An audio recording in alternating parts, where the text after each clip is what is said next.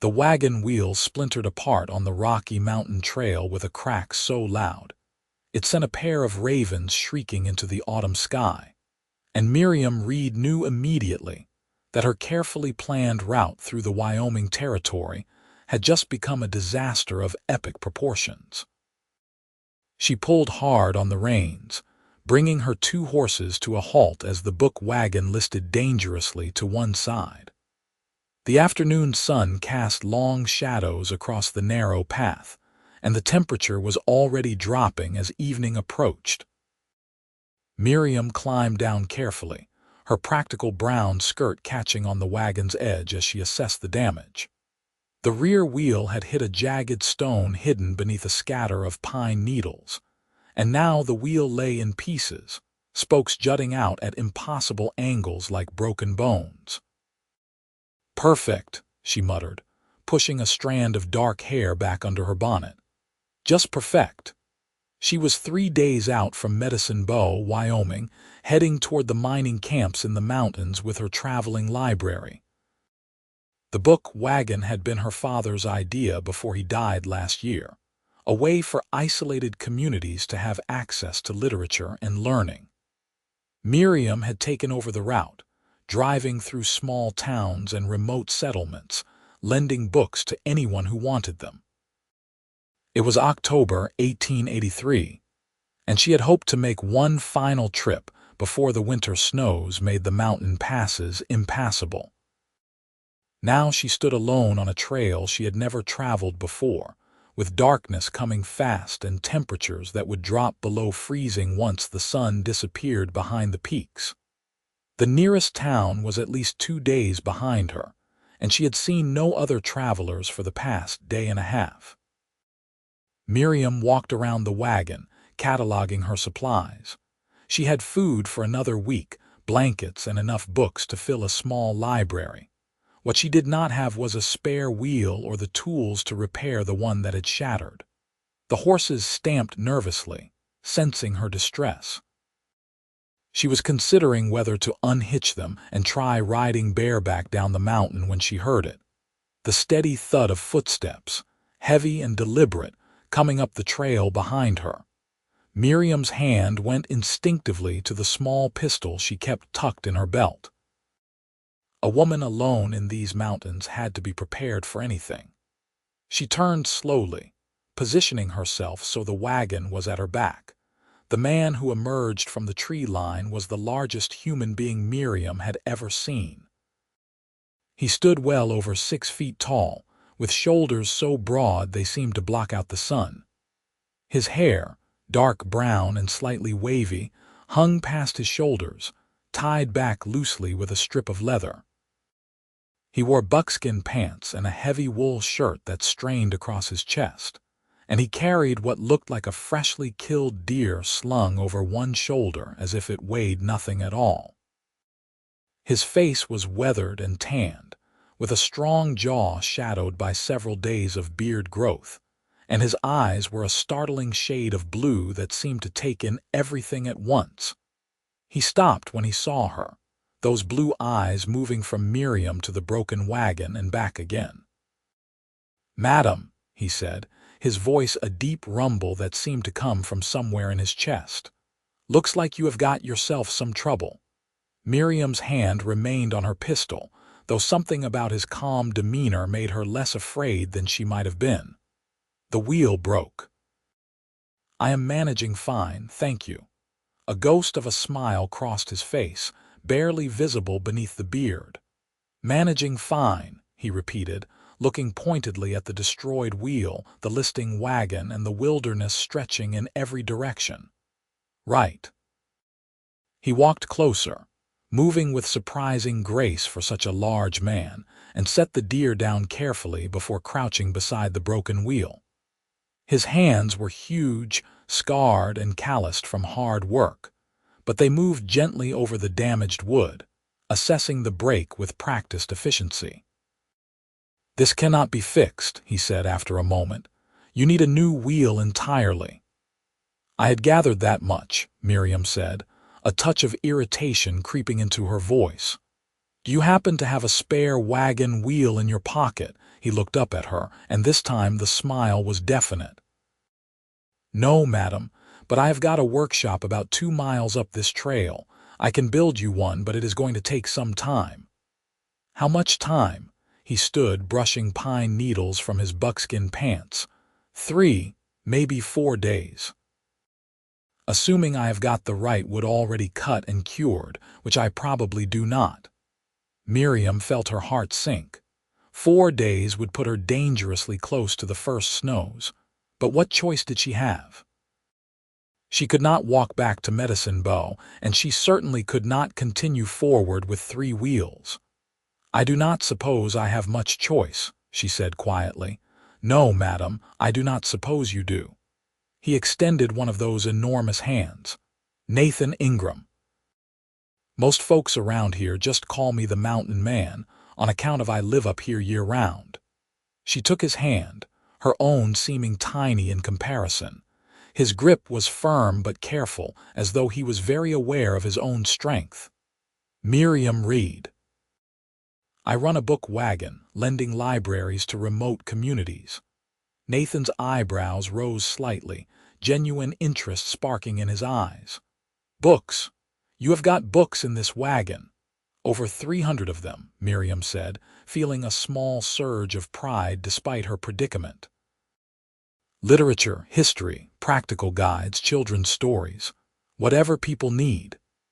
He was quiet for a moment, still holding her hand, and Miriam became suddenly aware of how close he was standing, how he smelled like pine and wood smoke and autumn air. She pulled her hand back, flustered. "Well then," Nathan said, seeming not to notice her discomfort. "Let us get you and your 300 books up to my cabin before it gets dark. It is not much, but it is warm and dry. I will start on the wheel first thing tomorrow morning." "I could not possibly impose," Miriam began, but Nathan was already moving toward her horses. "Madam, it is going to be below freezing tonight. You are welcome to try sleeping in your wagon with one corner dragging on the ground, but I would not recommend it."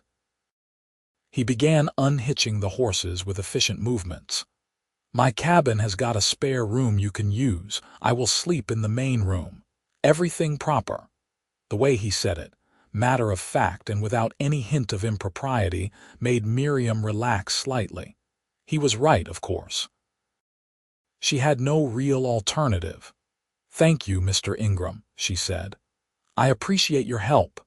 "Nathan," he corrected, lifting the deer back onto his shoulder with one hand. "And it is no trouble. I do not get much company up here. It will be nice to have someone to talk to besides the trees." It took some doing, but Nathan managed to rig a temporary support for the broken corner of the wagon using branches and rope. It would not hold for a long journey, but it was enough to get them the 2 miles up the trail to his cabin. He led the horses himself, walking ahead with the deer still balanced on his shoulder, while Miriam sat on the wagon bench and tried not to think about how completely she had put herself in the hands of this stranger. The trail climbed steadily, winding between massive pines and aspens that were just beginning to turn gold. The air grew colder and thinner, and Miriam pulled her shawl tighter around her shoulders. Nathan seemed unbothered by the temperature, his stride never slowing despite the increasing altitude and the weight he carried. "How long have you lived up here?" Miriam called forward. 5 years, Nathan answered without turning around. "Built the cabin myself.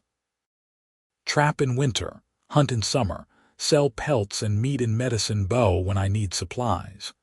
"You go all the way down to Medicine Bow?" "Every few months. Sometimes I trade with the Shoshone camps closer by if they are passing through, but mostly I keep to myself."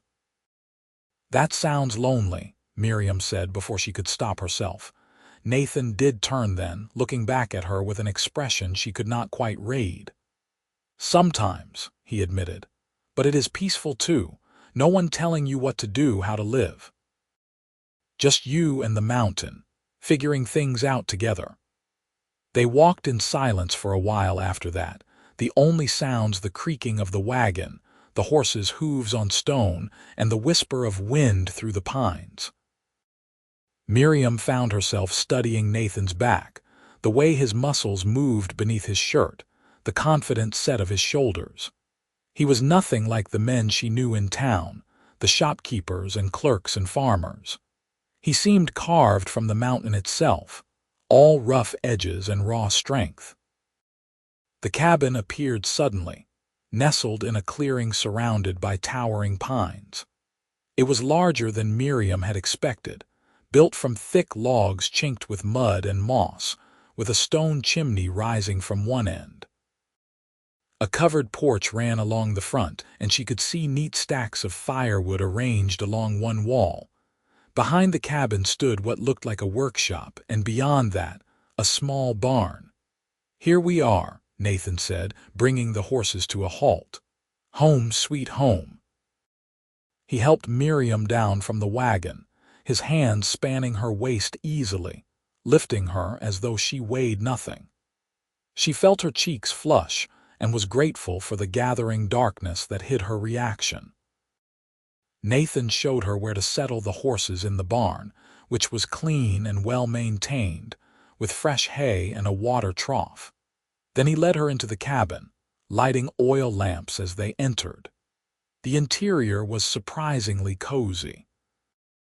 The main room held a large stone fireplace, a rough-hewn table with 2 chairs, and a comfortable-looking armchair near the hearth. Shelves lined the walls, holding supplies, tools, and various odds and ends. Everything was neat and orderly, which somehow surprised Miriam, though she could not say why. "Spare room is through there," Nathan said, gesturing to a door on the right. "It is small, but the roof does not leak and there is a decent bed. I will get a fire going, warm the place up." Miriam peeked into the spare room and found it simple but clean, with a narrow bed covered in thick wool blankets, a small table, and a trunk for storage. A window looked out over the dark forest. "This is perfect," she said, meaning it. "Thank you, Nathan." He nodded, already kneeling by the fireplace to build up the fire. "I will cook us some supper once I get this deer hung up to cure. Hope you like venison, because that is what I have got." "I am not picky," Miriam assured him. She spent the next hour bringing some of her essential supplies in from the wagon, while Nathan dealt with the deer. By the time she had her bags settled in the spare room and had washed up using the basin Nathan provided, wonderful smells were coming from the fireplace. Nathan had rigged up a system for cooking over the flames, with iron hooks and a swinging arm that held a large pot. "Venison stew," he announced, stirring the contents. "Nothing fancy, but it will stick to your ribs." They ate at the rough table, and Miriam had to admit the stew was delicious, thick with meat and root vegetables, and seasoned with herbs she could not identify. Nathan ate with the focused intensity of a man who did hard physical work every day, but his manners were surprisingly good. "This is excellent," Miriam said. "Where did you learn to cook?" "Necessity," Nathan replied with a slight smile. "After I moved up here, it was learn or starve. I got tired of burned meat and raw potatoes pretty quick." "Why did you come up here?" Miriam asked, then immediately felt she might have overstepped. "I am sorry, that is too personal," but Nathan did not seem offended. He set down his spoon and leaned back in his chair, firelight playing across his features. "I was a soldier," he said quietly. "Fought in some ugly skirmishes with the army. When my time was up, I just could not go back to regular life. Too many people, too much noise, too many memories. So I came up here where it is quiet." Miriam heard the pain beneath his words and understood. The frontier was full of men trying to escape their pasts. "I am sorry," she said softly. Nathan shrugged his massive shoulders. "It is what it is. I have made a good life here. What about you? How does a woman end up driving a book wagon through the wilderness alone?" So Miriam told him about her father, who had been a teacher in Philadelphia before moving west for his health. About how he had started the traveling library, believing that everyone deserved access to books regardless of where they lived. About his death from pneumonia the previous winter, and her decision to continue his work despite her mother's tearful protests. She wanted me to come back to Philadelphia, find a husband, live a proper life, Miriam said, surprised at how easy it was to talk to Nathan. But I could not. This work matters. These books matter. Some of the children in the mining camps, the isolated ranches, they would never see a book otherwise. Nathan's eyes were warm as he looked at her. Your father would be proud of you. The simple statement made Miriam's throat tight with emotion. I hope so, she managed. They cleaned up the supper dishes together, falling into an easy rhythm that felt strangely natural despite having just met. Nathan insisted Miriam take the armchair by the fire while he laid out bedding for himself on the floor near the hearth. I usually sleep there anyway, he said when she protested. Like being near the warmth. You take the chair, rest yourself. Tomorrow I will start work on your wheel. Miriam settled into the chair, which was worn smooth and comfortable, and watched Nathan bank the fire for the night. The flames cast dancing shadows across the walls, and she found herself feeling safer than she had any right to feel, alone in a mountain cabin with a man she barely knew. Nathan, she said as he was spreading out his blankets. Yes, madam. Thank you for helping me. Not everyone would. He looked at her for a long moment, his blue eyes reflecting the firelight. Not everyone travels through these mountains bringing books to people who need them. Figure we are both doing what we think is right. That night, lying in the narrow bed in the spare room, Miriam stared at the ceiling and listened to the wind in the pines outside her window. She thought about Nathan Ingram, this mountain man with gentle hands and sad eyes, and wondered what the next few days would bring. Morning came with golden sunlight streaming through the window and the smell of coffee and frying bacon. Miriam dressed quickly and emerged to find Nathan already up, standing at the stove with a spatula in one enormous hand. Morning, he rumbled. Coffee is hot. Bacon will be done in a minute. You are spoiling me, Miriam said, pouring herself a cup of the strong, dark coffee. Just being hospitable, Nathan replied, but she caught the pleased look on his face. After breakfast, Nathan headed to his workshop while Miriam volunteered to clean up and then tend to the horses. She found herself humming as she worked, surprised by how content she felt. The morning air was crisp and clean, the sky a brilliant blue unmarred by clouds. From the workshop came the steady sound of sawing and the occasional thud of a hammer. Miriam finished with the horses and decided to explore a bit. She walked to the workshop and stood in the doorway, watching Nathan work.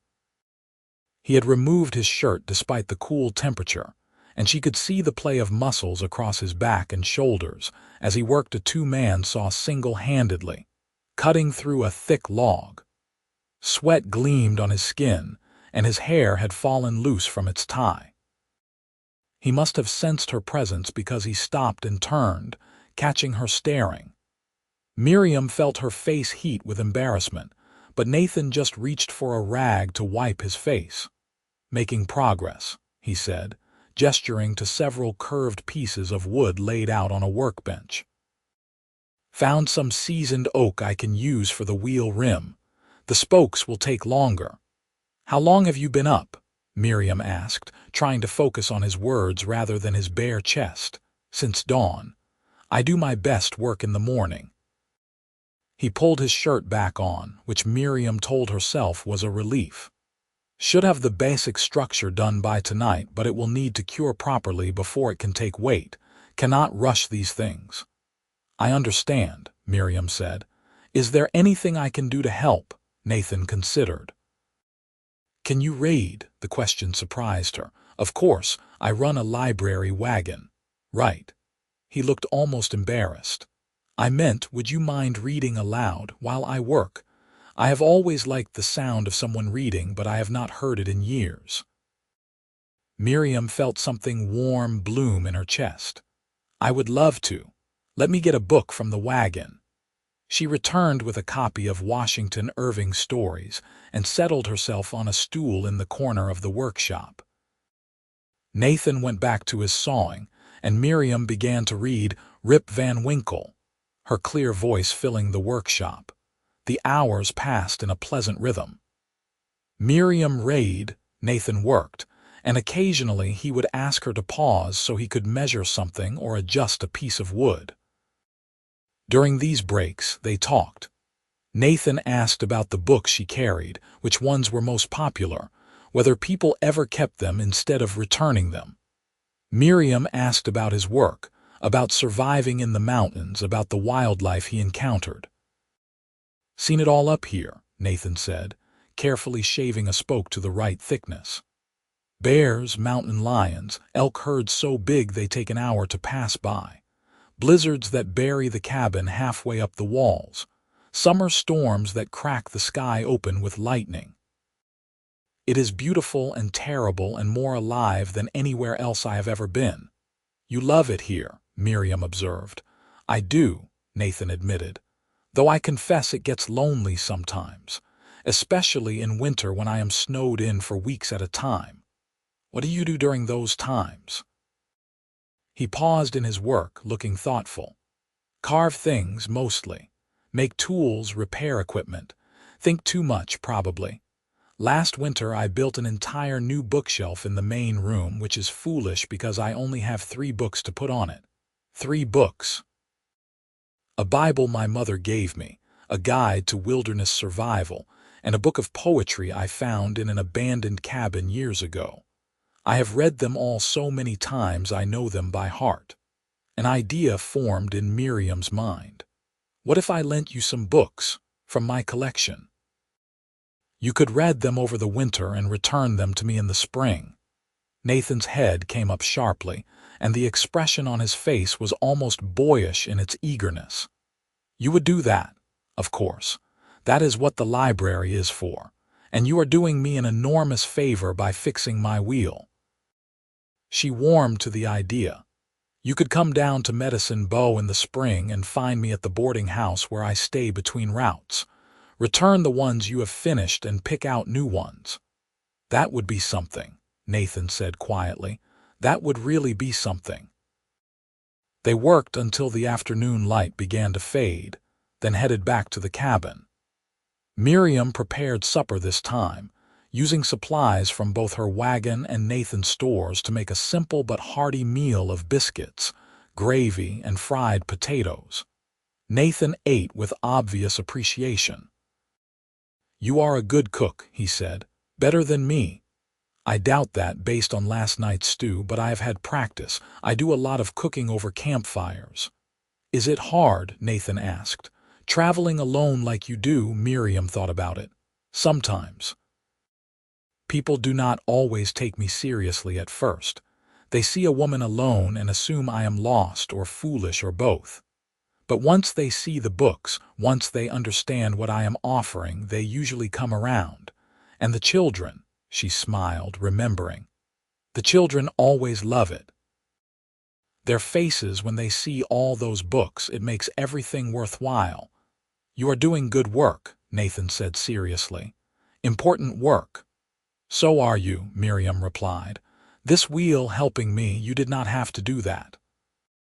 Could not very well leave you stranded on the mountain, Nathan said with a shrug.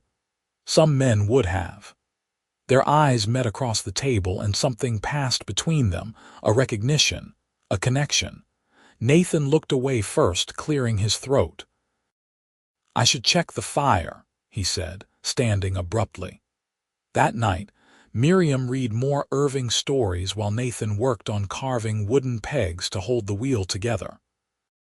She was acutely aware of him, of the way his hands moved surely over the wood, of the concentration on his face, of the way he occasionally glanced up at her with those startling blue eyes.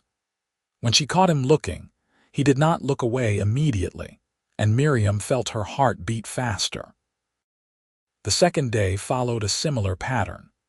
Nathan worked on the wheel while Miriam Reed, this time from a collection of Hawthorne's tales. They broke for lunch, which they ate on the porch despite the cool temperature, watching the wind move through the pine tops. "It is beautiful here," Miriam said. "I can see why you stay." "It has its moments," Nathan agreed. "You should see it in summer when the wildflowers are blooming. The whole meadow down there," he gestured to a clearing below the cabin, "turns into a carpet of purple and yellow and blue. And in winter, when the snow is fresh and the sun comes out, everything sparkles like it has been covered in diamonds." "You have the soul of a poet," Miriam said, surprised. Nathan looked embarrassed. "That is the book talking. The poetry book I mentioned. It has gotten into my head over the years." "Which book is it?" He went inside and returned with a battered volume. Miriam took it carefully and read the spine. "Lord Byron, you have been reading Byron for 5 years, among other things. Is that bad?" "No," Miriam said quickly. "It is wonderful. Most men would not bother." "I am not most men," Nathan said, and there was no arrogance in it, just a simple statement of fact. That afternoon, Miriam offered to help more directly with the wheel. Nathan showed her how to sand the spokes smooth, how to feel for imperfections in the wood.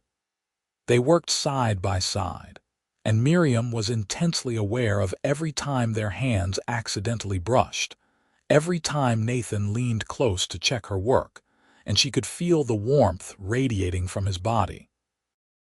"You are good at this," Nathan said, examining a spoke she had finished. "Nice and smooth." "I am a quick learner," Miriam replied, pleased by the praise. As they worked, Nathan asked about her life before the book Wagon. Miriam found herself telling him things she had not shared with anyone else. About her childhood in Philadelphia, about her mother's disappointment when she chose books over marriage, about her own doubts sometimes whether she was doing the right thing. "My mother thinks I am wasting my life," Miriam admitted. "She says I should find a husband, have children, settle down somewhere proper." "What do you think?" Nathan asked. Miriam was quiet for a moment, running her hand over the smooth wood. "I think there are different ways to live a meaningful life. Not everyone is meant for the same path. I love this work. I love bringing books to people who hunger for them. Maybe that is selfish." "That is not selfish," Nathan said firmly. "That is knowing yourself. That is rare." Their eyes met again, and this time neither looked away. The air between them seemed to thicken, to become charged with something Miriam could not name but definitely felt. Nathan's hand moved toward her face as if to touch her cheek, then stopped, uncertain. "Miriam," he said, his voice rough. The sound of her name on his lips made her breath catch. "Yes."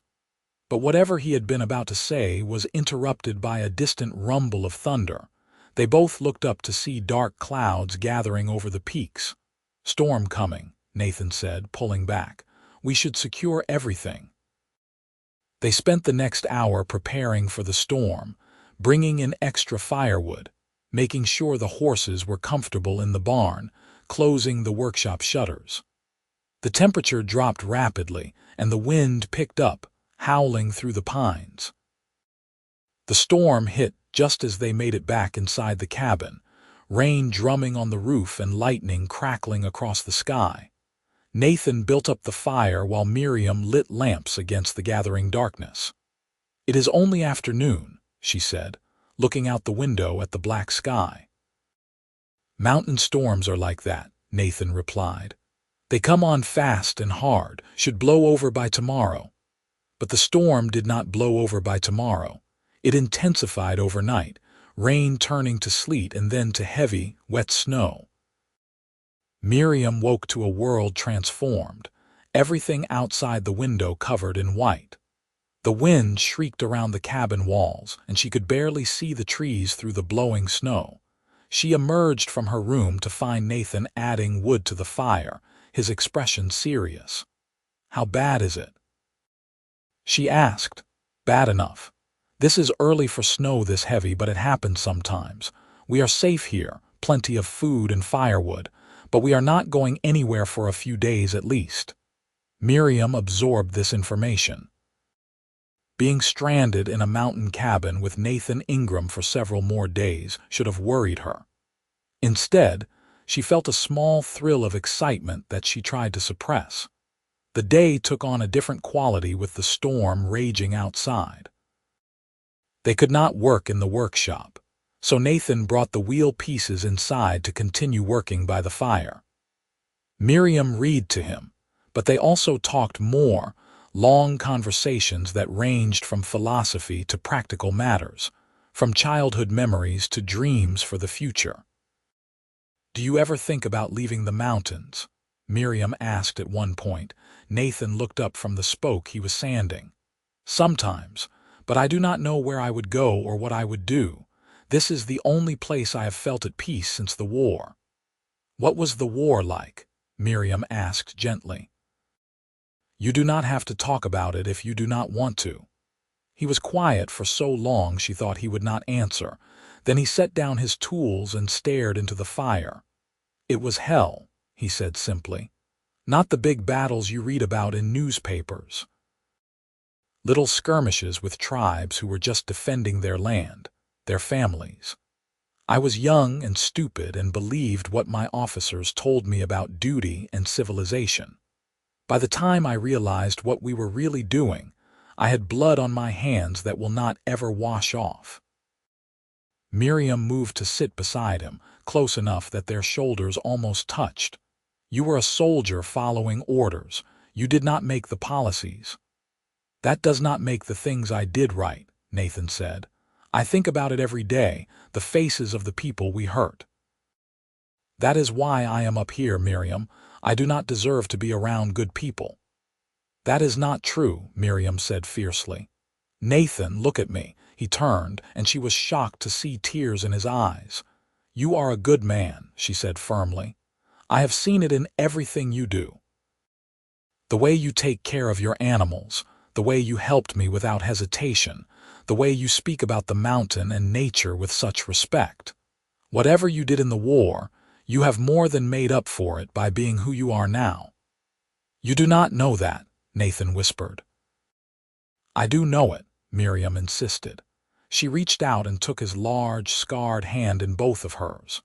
"I know it because I see you, Nathan Ingram, the real you, and he is good." Nathan stared at their joined hands, then slowly, carefully, he brought his other hand up to cup her cheek. His palm was rough with calluses, but his touch was infinitely gentle. "You are extraordinary," he said softly. "You know that." Miriam's heart was pounding so hard she was sure he could hear it. "I am just a woman with a wagon full of books." "No," Nathan said. "You are so much more than that." He leaned in slowly, giving her every chance to pull away. Miriam did not pull away. She closed her eyes and felt his lips touch hers, soft and tentative at first, then deeper as she responded. His hand tangled in her hair, and she pressed closer, feeling the solid strength of him, breathing in his scent of pine and wood smoke and something uniquely him. When they finally broke apart, both breathing hard, Nathan rested his forehead against hers. "I should not have done that," he said, but he did not sound sorry. "I am glad you did," Miriam whispered. They sat like that for a long moment, the fire crackling beside them, the storm howling outside, the world reduced to just the two of them in the warm circle of firelight. The storm continued through the next day and the day after that. Nathan and Miriam fell into a domestic routine that felt both strange and utterly natural. They cooked together, worked on the wheel together, read together. And they talked endlessly, about everything and nothing, learning each other in the way of people falling in love. Because that was what was happening, Miriam realized. She was falling in love with Nathan Ingram, this gentle giant of a man who lived alone on a mountain and read Byron and carved beautiful things from wood. It should have terrified her. Instead, it felt like the most natural thing in the world. Nathan was more reserved about his feelings, but Miriam saw them in the way he looked at her when he thought she was not watching, in the way he found excuses to be near her, to touch her hand or shoulder in passing, in the way he listened so intently when she spoke, as if her words were precious. On the third night of the storm, they were sitting together on the floor in front of the fire, leaning against the armchair. Miriam had been reading Robert Burns' poems aloud, and she finished one and closed the book. "That was beautiful," Nathan said. "Read it again." "You just want to hear my voice," Miriam teased. "Yes," Nathan said simply, turning to look at her. "I do. I could listen to you read forever and never get tired of it." The intensity in his eyes made Miriam's breath catch. "Nathan, I am falling in love with you," he said abruptly. "I know I should not be. I know you have a life and work that takes you away from here. I know I am just a mountain man with nothing much to offer. But I cannot help it, Miriam. You have turned my quiet world upside down in the best possible way." Miriam set the book aside and turned to face him fully. "I am falling in love with you too," she said, her voice shaking slightly. "And you are not just anything, Nathan. You are extraordinary." He pulled her into his arms, and she went willingly, tucking her head under his chin and feeling his heart beat strong and steady beneath her ear. They stayed like that for a long time, neither speaking, just holding each other as the fire burned low and the snow continued to fall outside. "What are we going to do?" Nathan asked finally. It was the question Miriam had been avoiding. What could they do? Her work took her all over the territory, on routes that kept her constantly moving.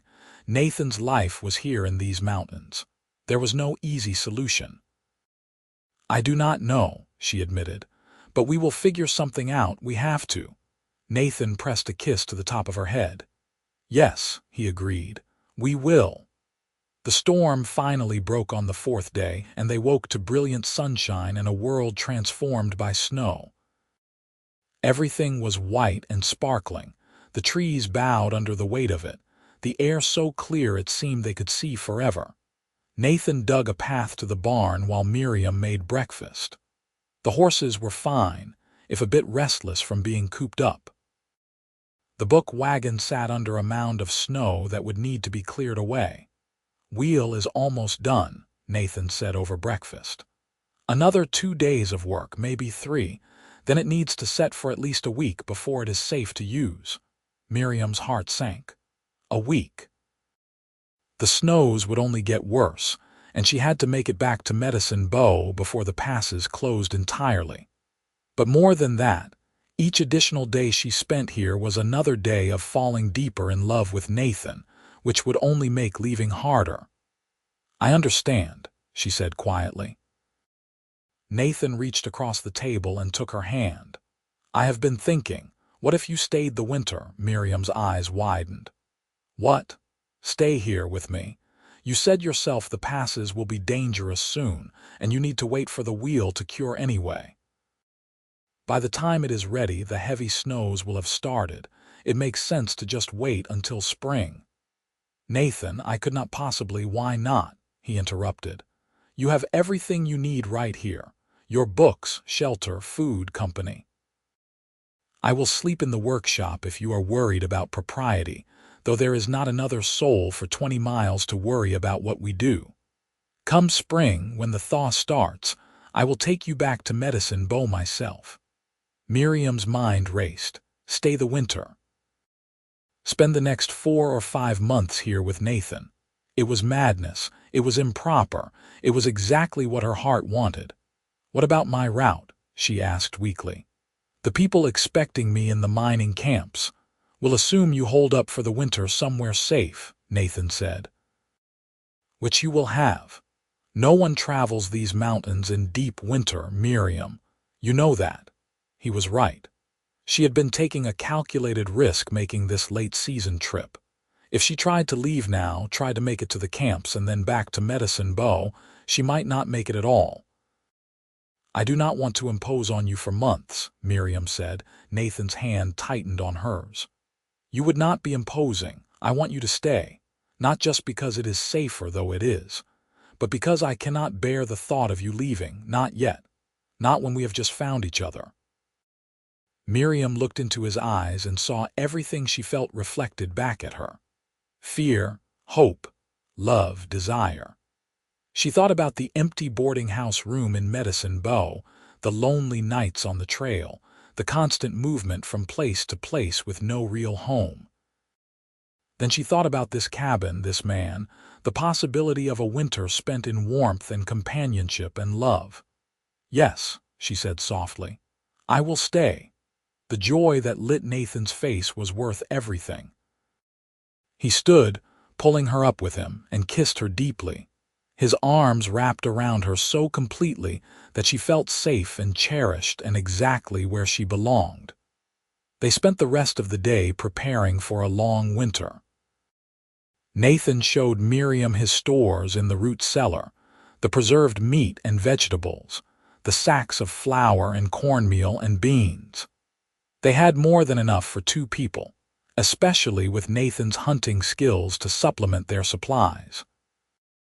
Miriam brought more of her personal belongings in from the wagon, along with a selection of books she thought they would both enjoy over the winter. Nathan cleared space on his shelves for her things, and watching him carefully arrange her dresses and underthings with such respect made Miriam's heart swell. That night, after supper, Nathan brought up the subject that had been hovering between them. About the sleeping arrangements, he said, looking uncharacteristically nervous. I meant what I said. I will sleep in the workshop or here by the fire, whatever makes you comfortable. Miriam had been thinking about this too. She was a grown woman of 23, not a sheltered girl. She knew what she wanted, and more importantly, she knew her own mind. What if I do not want you to sleep somewhere else? She said quietly. Nathan's eyes darkened.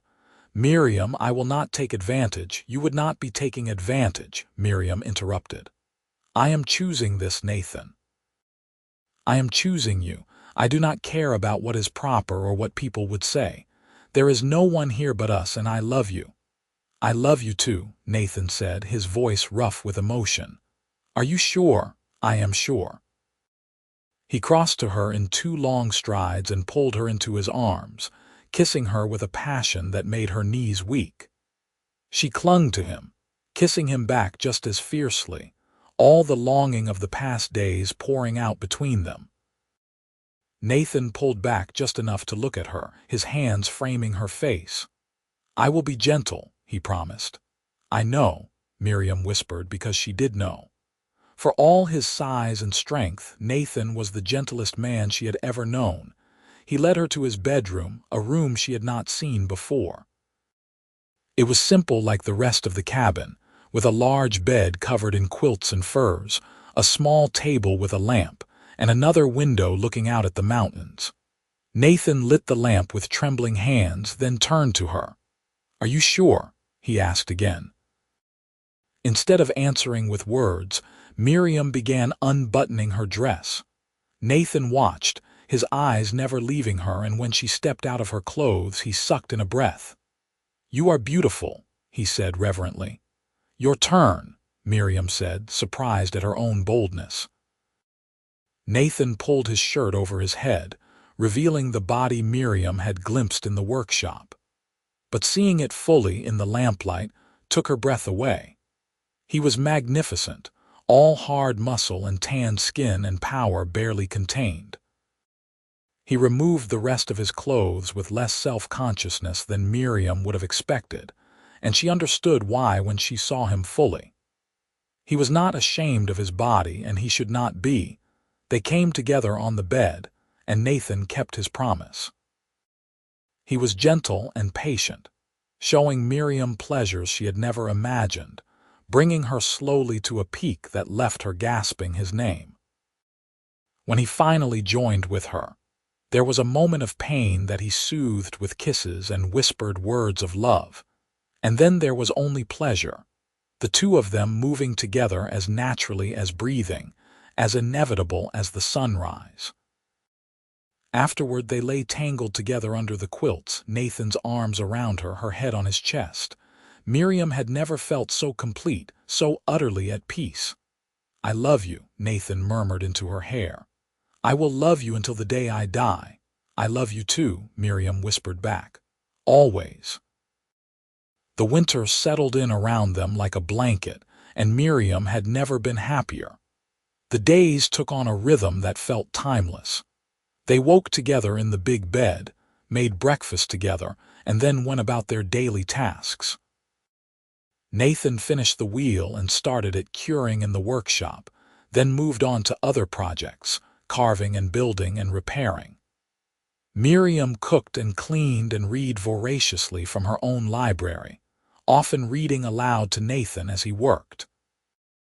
In the afternoons, they would bundle up and go outside, tramping through the snow to check on the horses or hunt for fresh meat or just to walk through the winter forest. Nathan taught Miriam how to read animal tracks, how to move quietly through the woods, how to sense the weather changing by the feel of the air. Miriam taught Nathan more about literature, about history, about the wider world beyond the mountains. The evenings were for each other. They would sit by the fire, sometimes reading, sometimes just talking, sometimes making love with a passion that never seemed to diminish. Nathan was endlessly fascinated by Miriam's mind, her thoughts and opinions and dreams. Miriam marveled at Nathan's kindness, his strength, his surprising gentleness. "Tell me about your family," Miriam asked one night as they lay in bed, the wind howling outside but the cabin warm and safe. Nathan was quiet for a moment, his hand stroking through her hair. "There is not much to tell. My father died when I was young, some kind of fever. My mother raised me and my two sisters on her own, working as a seamstress. We were poor, but she made sure we went to school, made sure we had books."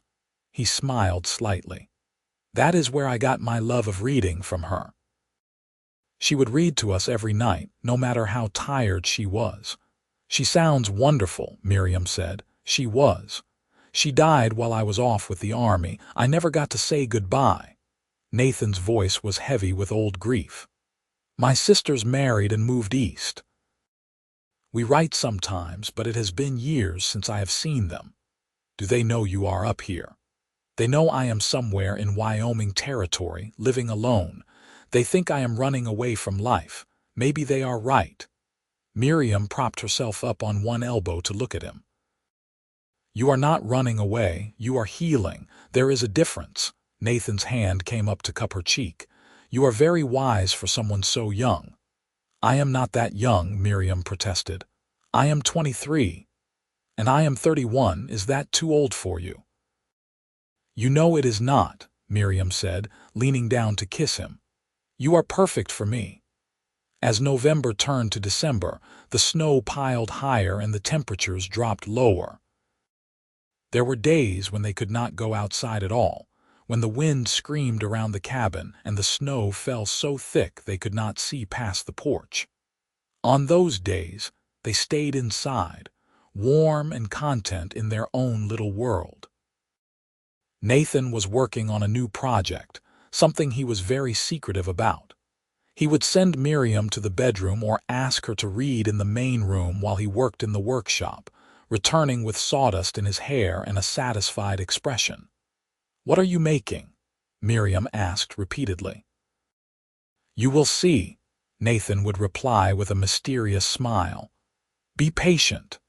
December brought another heavy storm, and when it cleared, the world was a winter wonderland. On the morning of what Miriam calculated was Christmas Eve, she woke to find Nathan already up, building up the fire to a roaring blaze. "Good morning," she said, stretching. "What are you doing up so early?" "It is Christmas Eve," Nathan said, turning to her with boyish excitement. "I thought we should celebrate." Miriam's heart melted. She had not expected Nathan to care about Christmas, but clearly she had been wrong. "What did you have in mind?" "First, I am making a special breakfast. Then I thought we could go cut down a small pine for the cabin, decorate it with whatever we can find. And tonight we will exchange gifts. Gifts, Nathan, I do not have anything for you. I did not know you are here, Nathan said simply. That is gift enough. But I have something for you, and I want you to have it. They spent the day in a flurry of activity. Nathan made flapjacks with preserved berries and venison sausage for breakfast. Then they bundled up and went out into the snow, Nathan carrying his axe. They found a perfect little pine about 6 feet tall, and Nathan cut it down and carried it back to the cabin on one shoulder. They set it up in the corner of the main room, and Miriam raided her wagon for ribbons and bits of lace to decorate it with. Nathan carved small wooden ornaments, stars and angels and snowflakes, working with incredible speed and skill. By evening, the tree stood cheerful and bright, reflecting the firelight. For Christmas Eve dinner, Nathan pulled out all the stops. He had been saving special supplies for this. A venison roast that he cooked to perfection, potatoes roasted in the coals, biscuits with honey, and even a simple pie made with preserved apples.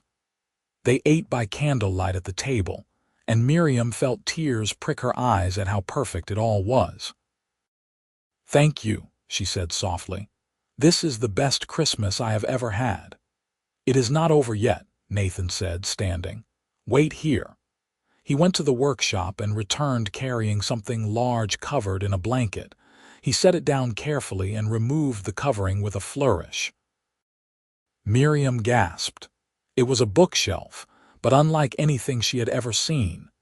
Nathan had carved it from beautiful golden pine, but what made it special were the decorations.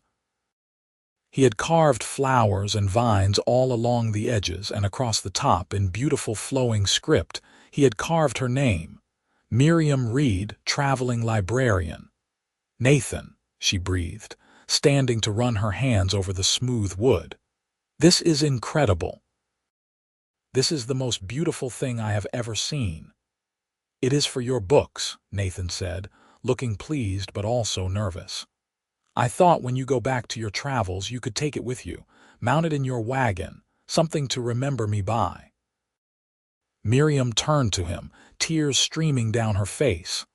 "I could never forget you, not if I lived 100 years. "I know, but—" "And I am not going back to my travels," Miriam said, the decision crystallizing even as she spoke. "Not the way I was doing them. Nathan, I have been thinking about this for weeks now. I do not want to spend my life traveling alone, sleeping in strange towns, never having a home. I want to stay here, with you." Nathan's eyes widened. "Miriam, you cannot give up your work for me. I would never ask that. You are not asking." "I am choosing," Miriam said firmly. "And I am not giving up my work entirely. I am adapting it. We could set up a permanent library here or in Medicine Bow. People could come to us, or we could do shorter trips together during the good weather months. There are ways to make this work, Nathan." "If you want me to stay." "If I want you to stay," Nathan repeated incredulously. "Miriam, I want nothing more in the world, but are you sure, really sure?" "I have never been more sure of anything," Miriam said. Nathan crossed to her and pulled her into his arms, lifting her off her feet and spinning her around. "Then stay," he said, setting her down and framing her face with his hands. "Stay with me, marry me, build a life with me. I will spend every day making sure you never regret it. Marry you." Miriam's heart soared. "Yes, marry me," Nathan said. "I know I should have a ring, should do this properly, but I do not care about proper, I care about you. Marry me, Miriam Reed. Make me the happiest man in the Wyoming territory." "Yes," Miriam laughed, crying and laughing at the same time. "Yes, I will marry you, Nathan Ingram. I will absolutely marry you." They kissed long and deep, and when they finally broke apart, both were grinning like fools. "I have something for you too," Miriam said. "Wait here." She went to the bedroom and returned with a small package wrapped in brown paper. It is not as grand as your bookshelf, but I thought you might like it. Nathan opened it carefully and found 3 books inside. One was a brand new copy of Lord Byron's complete works. One was a collection of Emerson's essays, and the third was a journal, the pages blank. For your thoughts, Miriam explained. You said you think too much in winter. Maybe writing them down would help. Nathan looked at the journal for a long moment, then at Miriam. You see me, he said quietly. Really see me? No one has ever done that before. I love what I see, Miriam said simply. They made love that night with a new intensity, a new commitment. This was not just passion now, but a promise. A promise of all the days and nights to come, all the winters and summers, all the joys and sorrows they would share. The rest of the winter passed in contentment. January brought bitter cold and heavy snows, but the cabin remained warm and cozy. Nathan and Miriam spent their days reading, working on various projects and planning their future. We could expand the cabin, Nathan said one day as they studied his rough sketches. Add a proper library room for your books, maybe a bigger kitchen, a second bedroom for when we have children. Children, Miriam repeated, her hand going instinctively to her stomach. They had not been careful, and she suspected she might already be pregnant, though it was too early to be sure. You want children? Nathan asked, looking up at her. With you? Yes, Miriam said. Very much. By February, Miriam's suspicions were confirmed. She was definitely pregnant, and the realization filled her with a joy she had not expected. Nathan was beside himself with happiness and immediately became even more protective, insisting she rest more and let him do all the heavy work. I am pregnant, not fragile, Miriam protested, but secretly she loved his attentiveness. March brought the first hints of spring. The days grew longer, the sun warmer. The snow began to melt, revealing the earth beneath. Nathan declared the wheel fully cured and ready to use, and they spent several days installing it on the wagon, making sure it was secure and balanced. Good as new, Nathan pronounced. Better even. That wheel will outlast the rest of the wagon. In early April, when the passes were clear enough to travel, they loaded up the wagon with books and supplies and headed down to Medicine Bow. Nathan rode one horse while Miriam drove the wagon, and the journey that had seemed so treacherous last fall was now beautiful. The mountainsides covered with spring wildflowers, and the air filled with birdsong. Medicine Bow was a small but growing town, and when they arrived, Miriam headed straight to the boarding house where she usually stayed. The proprietress, Mrs. Chen, was delighted to see her. Miss Reed, we thought you might have been trapped somewhere for the winter, the older woman said, then noticed Nathan. And who is this? This is Nathan Ingram, Miriam said, smiling. My fiancé. Mrs. Chen's eyebrows rose, but she was beaming. Well now, that is wonderful news. Congratulations to you both. They spent 2 weeks in Medicine Bow, during which time several important things happened. First, they found a minister and got married in a simple ceremony with Mrs. Chen and the town doctor as witnesses. Miriam wore a new dress purchased from the general store, simple but pretty, and Nathan wore clean buckskins and a new shirt. He had even trimmed his hair and beard, though Miriam told him she loved him however he looked. I now pronounce you man and wife, the minister said, and Nathan kissed Miriam so thoroughly that Mrs. Chen had to clear her throat loudly. Second, they made arrangements for Miriam's traveling library. They would keep some books with them at the cabin for a permanent lending library that local trappers and hunters could visit.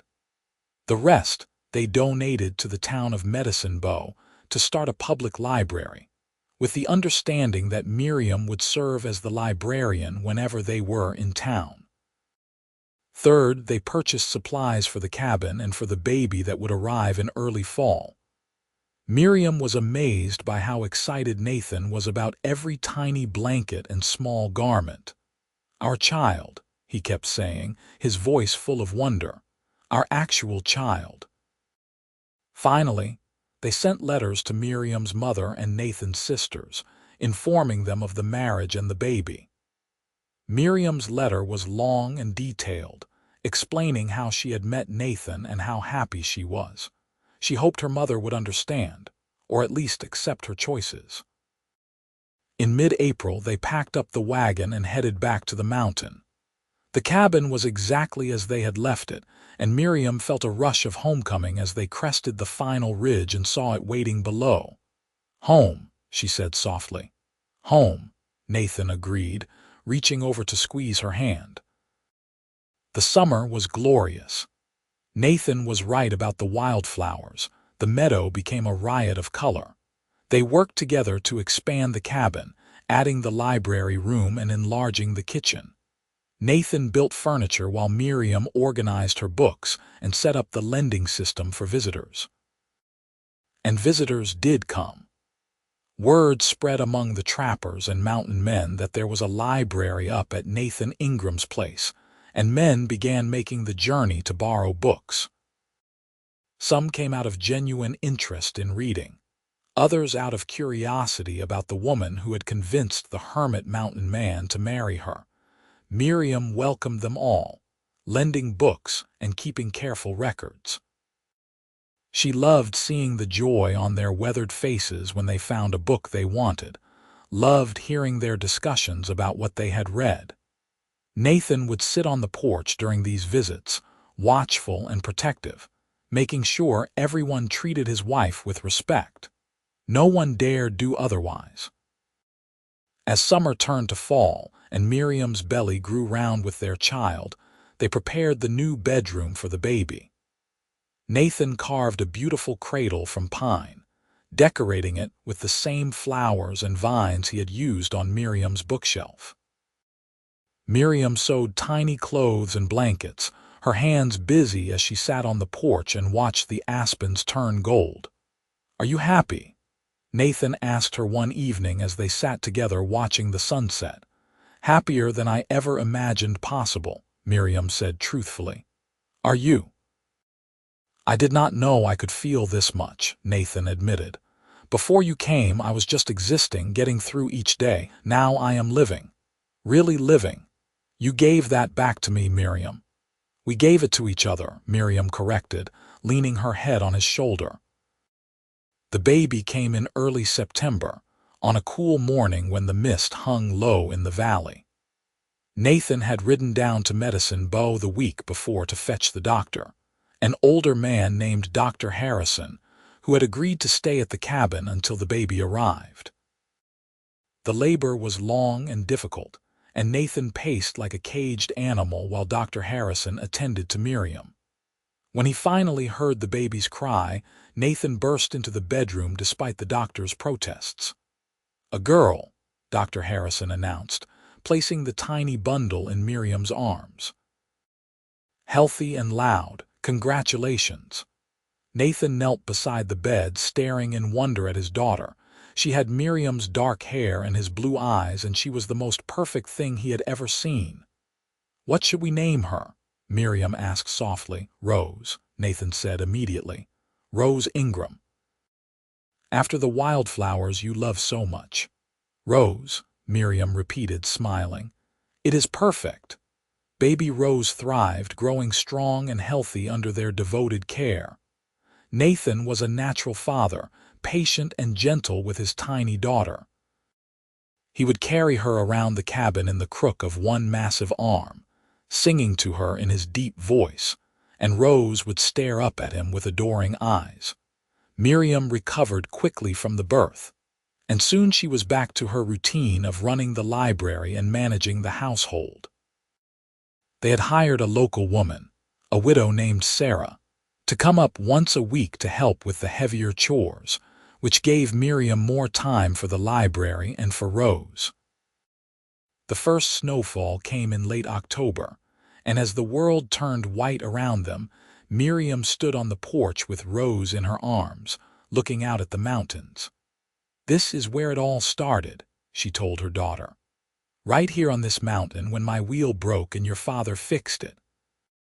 The best thing that ever happened to me." Nathan came up behind her, wrapping his arms around them both. "The best thing that ever happened to both of us," he corrected. They spent their second winter together in even greater happiness than the first. Rose was an easy baby, curious and alert, and she loved being read to even though she was far too young to understand the words. Miriam would sit in the rocking chair Nathan had built, Rose in her arms, reading aloud while Nathan worked on his various projects. In the spring, they made another trip to Medicine Bow, showing off Rose to Mrs. Chen and the other townspeople. A letter was waiting from Miriam's mother, and Miriam's hands shook as she opened it. To her surprise and relief, the letter was warm. Her mother wrote that while she did not fully understand Miriam's choices, she could see from her letter that she was happy, and that was what mattered. She included a package of baby clothes she had sewn herself, and a request to visit once Rose was a bit older. "She wants to meet you," Miriam told Nathan, laughing and crying at the same time. "She wants to come here." "Then she should come," Nathan said. "I would like to meet the woman who raised you." Letters also came from Nathan's sisters, both congratulatory and warm. They too wanted to visit, wanted to meet the woman who had brought their brother back to the world of the living. The years that followed were full and rich. They had 2 more children, a son they named Thomas and another daughter they named Lily.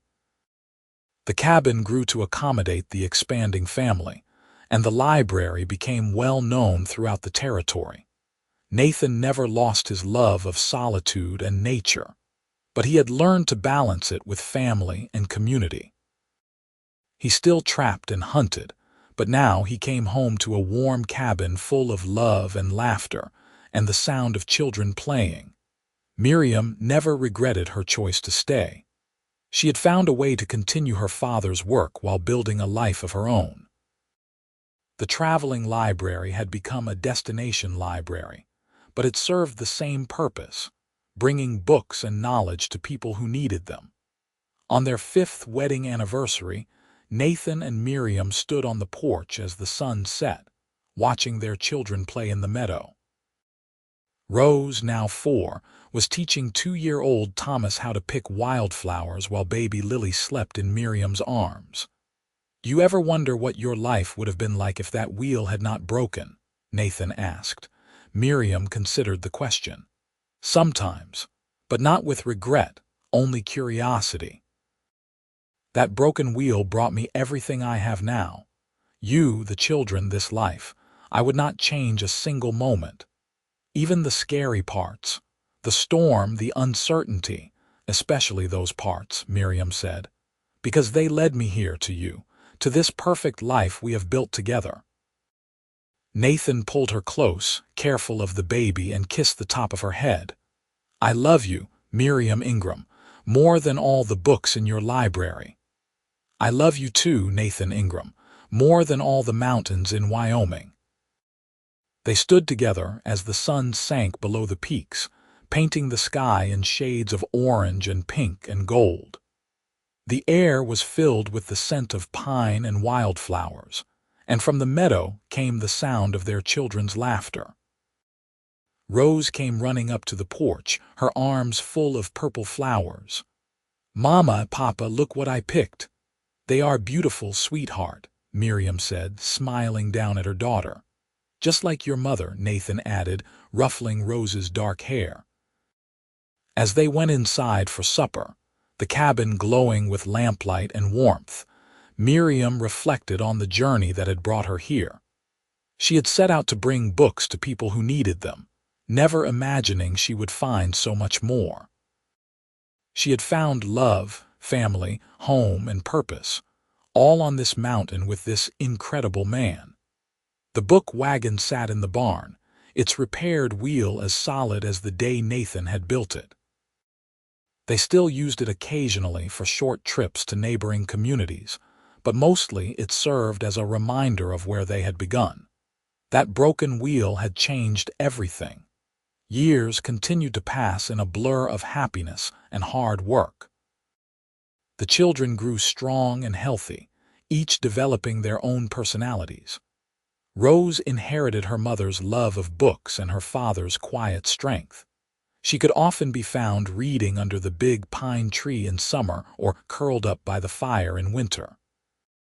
Thomas was more adventurous, always exploring, and Nathan taught him tracking and woodcraft. Lily was the social one, chattering constantly and making friends with every trapper or visitor who came to the library. The library itself became something of a legend in the territory. People would travel for days to access Miriam's collection, and she kept adding to it, ordering new books whenever they went to Medicine Bow. Nathan built more shelves, expanding the library room until it took up a quarter of the cabin. When Rose turned 8, Miriam began teaching her how to run the library, showing her how to keep records and recommend books to visitors. Rose took to it naturally, and Miriam felt a deep satisfaction knowing that her life's work would continue through her daughter. Nathan's mother-in-law finally made the journey from Philadelphia when the children were 6, 4, and 2. She arrived in Medicine Bow on the train, and Nathan and Miriam met her with the wagon. Miriam Reed was a small, elegant woman in her 60s, and she looked around the rough frontier town with obvious trepidation. "Mother," Miriam said, embracing her, "I am so glad you came." "I had to see for myself that you were truly happy," Miriam said, then noticed Nathan. Her eyes widened slightly at his size, but she extended her hand gracefully. "You must be Nathan." "Mrs. Reed," Nathan said, taking her hand gently. "It is an honor to meet you. Miriam has told me so much about you." The journey up to the cabin was an education for Miriam. She clung to the wagon seat as they climbed the mountain trails, clearly terrified but trying not to show it. When the cabin finally came into view, she stared in disbelief. "You live here? All the way up here?" "We do," Miriam said proudly. "Wait until you see inside." Miriam spent 2 weeks with them, and Miriam watched her mother's attitude slowly transform. At first, she was clearly horrified by the rough living conditions, the isolation, the sheer wilderness of it all. But as the days passed, she began to see what Miriam and Nathan had built. She saw Nathan's gentleness with the children, the way he would sit for hours reading to them or teaching them. She saw Miriam's joy as she worked in the library, helping visitors find books and keeping meticulous records. She saw the love that permeated every corner of the cabin, the deep happiness that neither Miriam nor Nathan tried to hide. On her last night, Miriam sat with Miriam on the porch after the children were in bed. Nathan had tactfully gone to the workshop to give them privacy. "I owe you an apology," Miriam said quietly.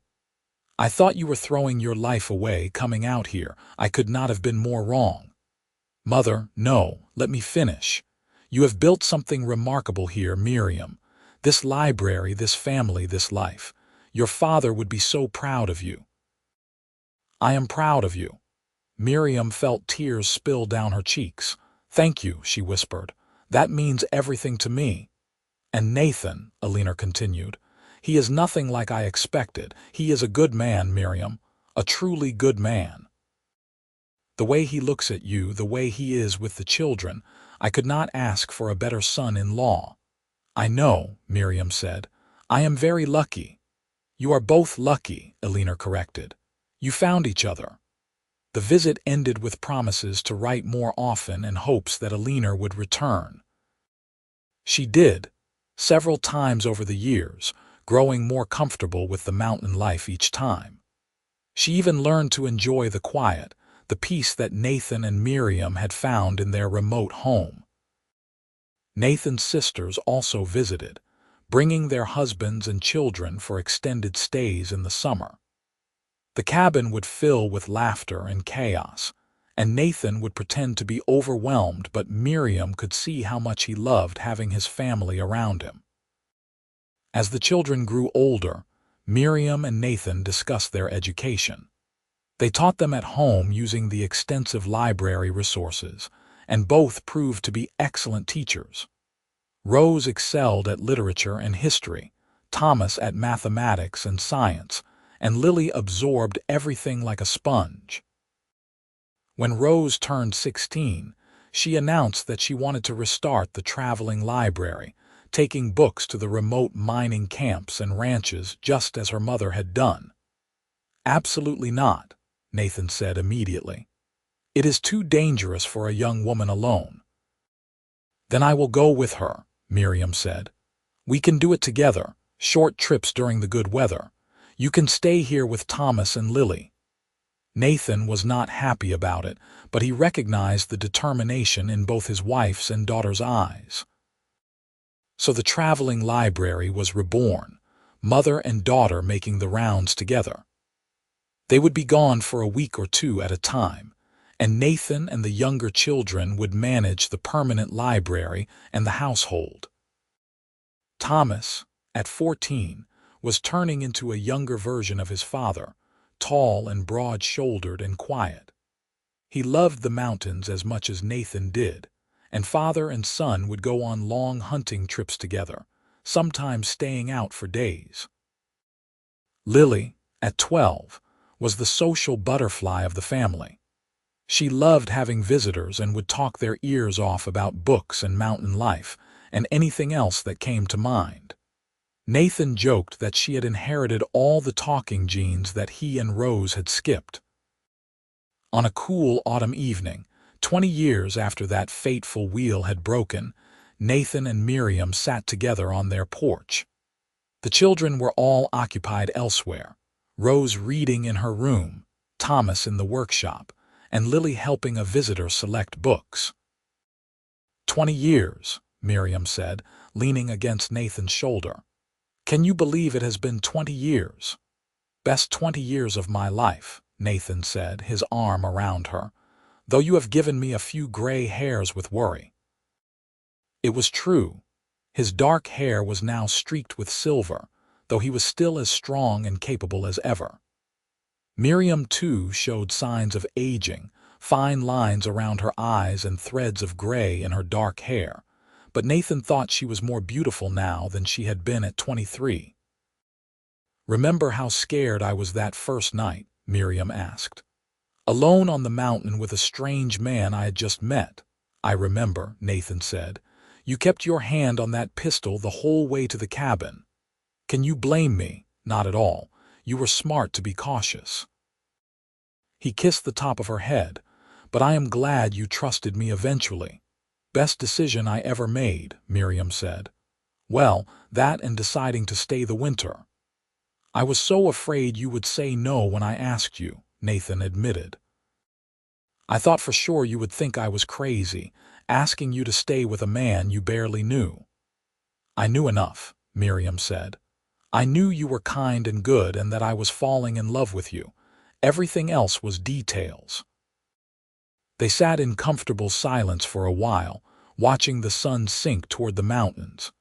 The aspens were turning gold again, just as they had been that first autumn, and the air had the same crisp quality that promised winter to come.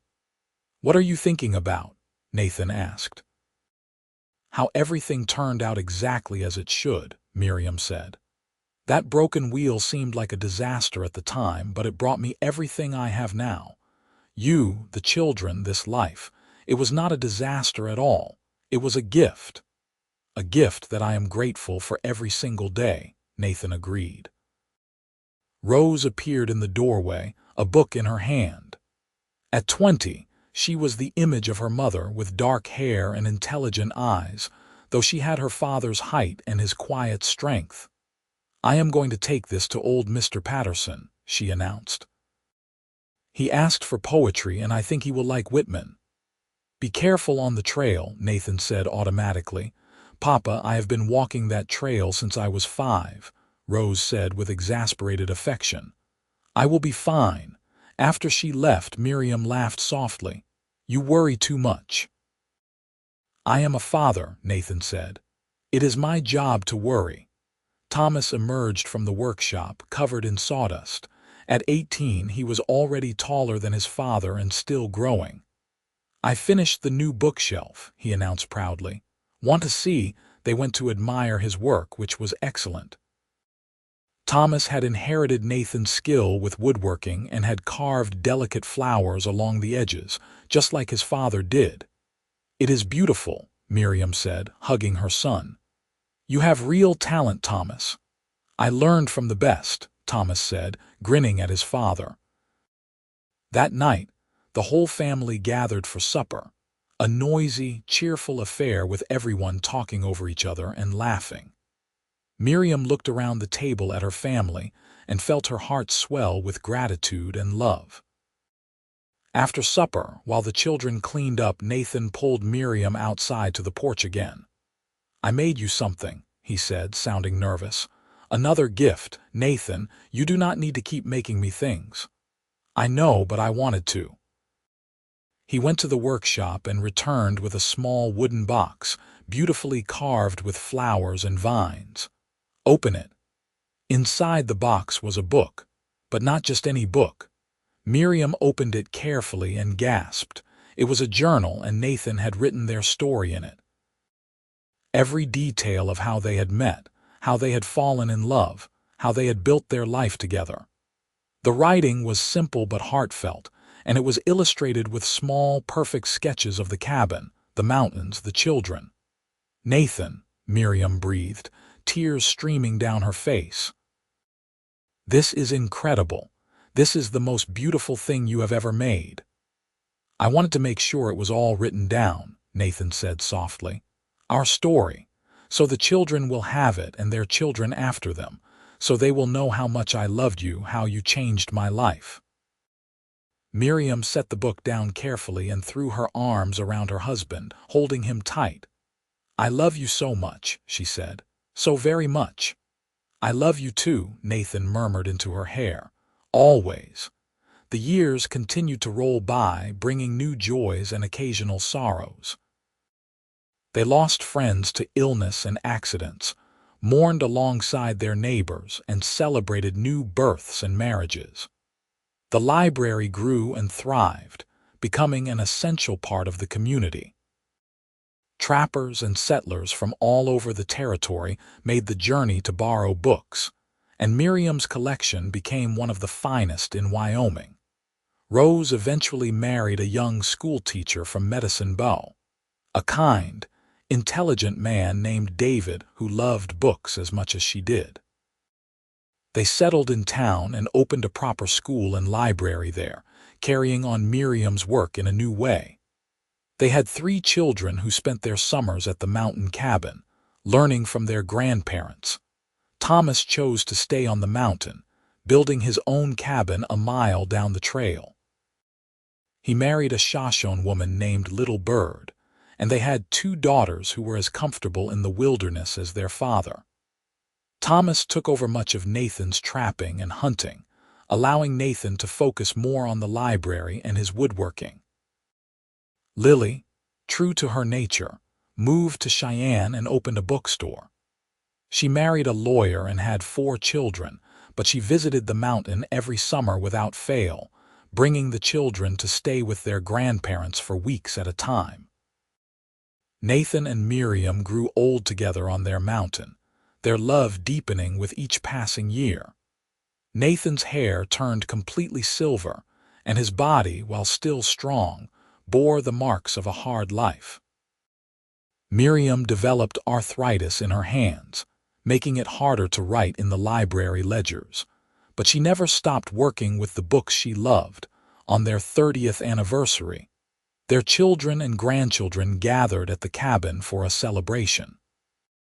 The house was full to bursting, 3 generations of the family that had started with a broken wagon wheel on a mountain trail. "Tell us the story, Grandma," one of the grandchildren begged. "Tell us how you and Grandpa met." So Miriam told the story once again, How her wagon wheel had broken on a rocky trail, how a mountain man had appeared like something out of a fairy tale, how he had fixed her wheels slowly and borrowed books all winter, how they had fallen in love and built a life together. The children listened with rapt attention, just as they always did.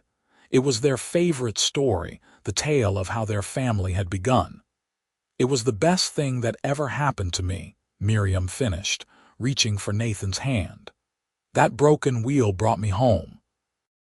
"Home," Nathan agreed, squeezing her hand gently.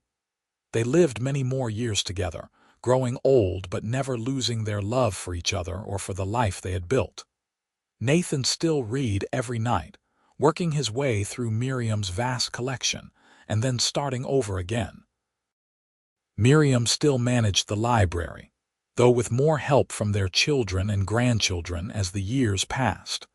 One quiet summer evening, when they were both well into their 70s, they sat together on the porch as they had done thousands of times before. The sun was setting, painting the mountains in shades of gold and purple, and the air was filled with the scent of pine and wildflowers. "You have any regrets?" Miriam asked suddenly. Nathan considered the question seriously, as he always did. "Not a single one," he said finally. "This life with you, it has been more than I ever dreamed possible." "What about you?" "None," Miriam said firmly. "I have had adventures, love, family, meaningful work. What more could anyone ask for?" "What more indeed," Nathan agreed. They sat in comfortable silence as the sun disappeared behind the peaks and the stars began to emerge. The book Wagon, now carefully preserved in the barn, sat as a monument to where they had begun. The wheel Nathan had built all those years ago was still solid, still ready for the road, though it rarely traveled anymore. Inside the cabin, the library held thousands of books now, a lifetime of collecting. The shelves Nathan had built were full of stories and knowledge and wisdom, available to anyone who made the journey up the mountain to access them. But the greatest story, Miriam thought, was not in any of those books. It was the story they had lived, she and Nathan, the story of two people who had found each other against all odds and built something beautiful and lasting. "I love you, Nathan Ingram," Miriam said, as she had said countless times before. "I love you too, Miriam Ingram," Nathan replied, as he always did. "Until my last breath and beyond." They went inside as the night grew cold, to the cabin they had shared for over 3 decades, to the life they had built together from a chance meeting on a mountain trail, and they were happy. Years later, long after Nathan and Miriam had passed on peacefully in their old age, the cabin still stood. Their descendants maintained it as a memorial and a working library, keeping the tradition alive. Visitors still came, drawn by the story of the woman who had come to the mountains with a wagon full of books, and the mountain man who had fixed her wheel and found his heart in the process. The journal Nathan had made, with the complete story of their life together, was carefully preserved and displayed in the library. Young couples would read it and dream of finding a love like Nathan and Miriam had shared. Families would visit and hear the stories of Rose and Thomas and Lily, of the life that had flourished on this remote mountain. The wheel Nathan had built, the one that had taken days to make and had sparked a lifetime of love, was mounted on the wall of the library, a testament to craftsmanship and patience, and the unexpected ways that broken things can lead to beautiful outcomes. And sometimes, on quiet evenings when the wind whispered through the pines and the sunset painted the mountains gold, visitors would swear they could feel the presence of Nathan and Miriam still there, still keeping watch over the library and the family and the love story that had started with a simple act of kindness on a mountain trail. It was a story worth preserving, worth sharing, worth celebrating. A story of books and mountains, of winter snows and summer wildflowers, of a broken wheel and a love that had lasted beyond a lifetime. It was the story of Miriam Reed and Nathan Ingram, the traveling librarian and the mountain man, and it would be told for generations to come, inspiring others to believe in the power of chance meetings, patient work, and love that grows deep roots and flourishes against all odds. The cabin stood as proof that sometimes the biggest disasters lead to the greatest blessings, that sometimes getting stranded is the beginning of finding home, and that sometimes the person who helps you fix what is broken ends up being exactly what your heart needed all along. Nathan and Miriam's story reminded everyone who heard it that love can be found in the most unexpected places, and that when two people commit to building a life together, they can create something that endures long after they are gone. And so the library continued. The books continued to be shared. The stories continued to be told. And the legacy of a woman with a book wagon and a mountain man who fixed her wheel lived on, inspiring new generations to believe in love, in books, in the power of helping strangers, and in the beautiful, unexpected journeys that can begin with a single broken wheel on a rocky mountain trail.